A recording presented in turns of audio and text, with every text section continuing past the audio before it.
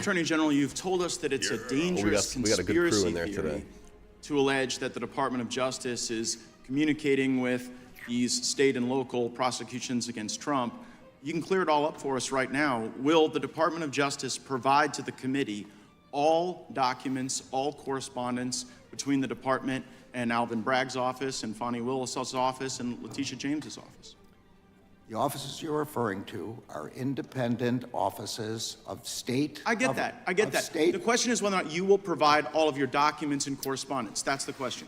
I don't need a history lesson. An active investigation, let's say. Well, I'm going to say again, we do not control those offices. They make their own decisions. The question is whether you communicate with them, not whether you control them. Do you communicate with them, and will you provide those communications? You make a request. We'll refer it to our Office of Legislative Affairs. But see, here's the thing. You come in here and you lodge this attack that it's a conspiracy theory, that there is coordinated lawfare against Trump. And then when we say, fine, just give us the documents, give us the correspondence, and then if it's a conspiracy theory, that will be evident. But when you say, well, we'll take your request, and then we'll sort of work it through the DOJ's accommodation process, then you're actually advancing the very dangerous conspiracy theory that you're concerned about. Now, you were a judge, once nominated the highest court in our country. When you were a judge, I'm just curious, did you ever make political donations to partisan candidates? No.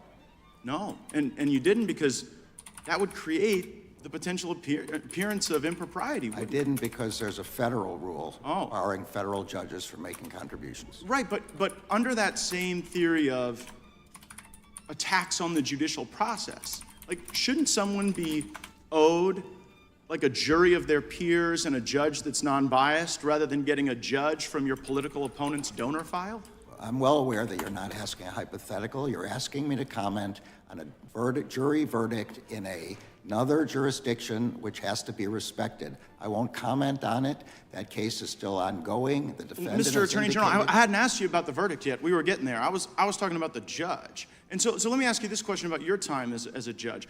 Was there ever a time when you were a judge when you had a family member who was personally profiting off of the notoriety of a case that was before your court? Look, I'm going to say again, it's very clear you're asking me to comment on a case in another jurisdiction. No, wait, hold on, Mr. Attorney General. Did you ever have a family member profit off of the notoriety of any case that you sat over? Say again, you're asking yes or no? You're asking me to comment on a case currently. Well, it seems you're connecting the dots, Mr. Attorney General. I'm just asking you as to a general principle, but you are aware that Judge Merchan's daughter was profiting off of this prosecution. You are aware that that creates the appearance of impropriety. You know the very reason there's a federal rule against judges giving donations is because it is the very attack on the judicial process that we're concerned about. I'm sorry, I don't agree with anything you just said, but I'm not going to comment on it. Okay, so you won't comment on it, Mr. Attorney General, but you had no problem dispatching Matthew Colangelo. Who's Matthew Colangelo? That is false. I did not dispatch Matthew Colangelo. Matthew Colangelo became the Assistant Attorney General at the very beginning of the Biden administration.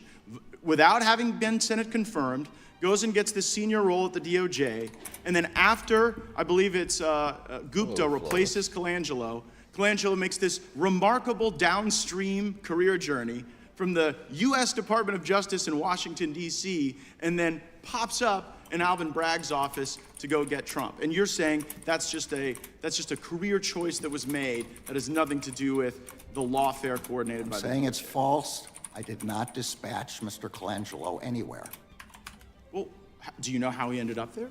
I assume he applied for a job there and got the job. But see, you know what? I can tell you I had nothing to do with it. Well, you might not have had anything to do with it, but we've got this contemporaneous evidence in Mr. Pomerantz's book. So Pomerantz writes this book, which I'm sure you're aware of, where he says, we put together the legal eagles to get Trump.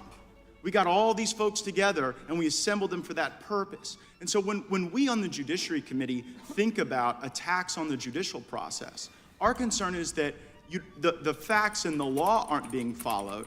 A target is acquired, here, Trump, and then you assemble the legal talent from DOJ, Mr. Pomerantz, and you bring everybody in to get him. And meanwhile, the judge is making money on it. The judge is making money on it, or the judge's family is making money on it for stuff that you yourself wouldn't do.